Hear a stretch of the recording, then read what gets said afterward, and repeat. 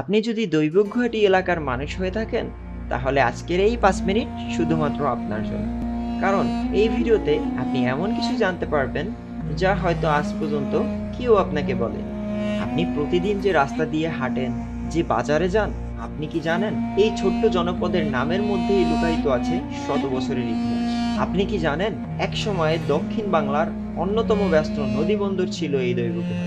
এই মাটিতেই একদিন স্বাধীনতার জন্য ঝরেছিল রক্ত। তো চলুন ফিরে যাই সেই সময়ের পাতায়।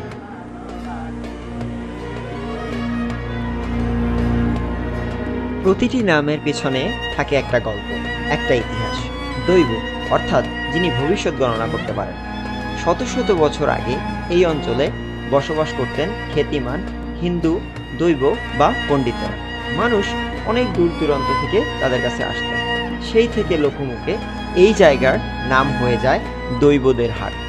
আর সময়ের পরিক্রমায় সেই নামই আজকের দৈবঘাটি। এই জনপদের প্রথম পরিচয় এখানকার নদী, যেমন পানবুসি নদী, ইসামতি নদী, মোল্লারজন নদী। এই নদীগুলো শুধু পানি পরিবহন করেনি, বহন করেছে হাজারো মানুষের স্বপ্ন। একসময় দক্ষিণ বাংলার অসংখ্য ব্যবসায়ী ধান, সুপুরি, নারকেল, মাছ নিয়ে ভিড় জমাতেন এই দৈবঘাটি কোলাহল, বাণিজ্যের ব্যস্ততা একসময় ছিল একটি নদী। আজ সময় নদী এখন হয়ে গেছে, কিন্তু নীরবে সেই গল্পগুলো বয়ে নিয়ে চলেছে। দৈবঘাটির ইতিহাস শুধু নদী আর বাণিজ্যের গল্প, এটি জড়িয়ে আছে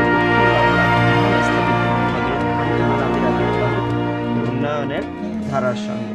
তার হাত ধরেই এই অঞ্চলে গড়ে ওঠে জনবসতি, যোগাযোগ এবং সমৃদ্ধির ভিত্তি। পরবর্তীকালে ব্রিটিশ আমলে স্থানীয় জমিদাররা নির্মাণ করেন দৃষ্টিনন্দন দৈবঘাটি জমিদার বাড়ি। আজ সময়ের আঘাতে সেই রাজপ্রাসাদ অনেকটাই ধ্বংসস্তূপ। তবুও প্রতিটি ইট যেন এখানে নীরবে শুনিয়ে যায় দৈবঘাটির গৌরবময় অতীতের গল্প। 1971 বাংলার ইতিহাসের সবচেয়ে কঠিন সময়। চারিদিকে ভয়, নির্যাতন, হত্যা, কিন্তু দৈবঘাটির মানুষ মাথা নত করেনি। এই জনপদ ছিল মুক্তিযুদ্ধের 9 নম্বর সেক্টরের সুন্দরবনের সাব সেক্টরের অন্তর্ভুক্ত। 19শে সেপ্টেম্বর মুক্তিযোদ্ধারা আঘাত হানলেন দৈবঘাটি বাজারে। তারপর 9ই অক্টোবর খালকুলা রক্তে রাঙা হয়ে উঠেছিল এই মাটি।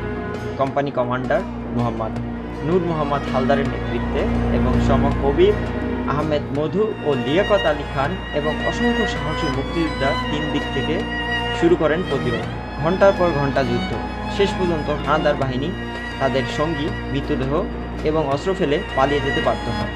আমরা স্বাধীন, কিন্তু এই স্বাধীনতার প্রতিটি নিঃশ্বাসে মিশে আছে দৈবঘাটির অসংখ্য বীর সন্তানের রক্ত।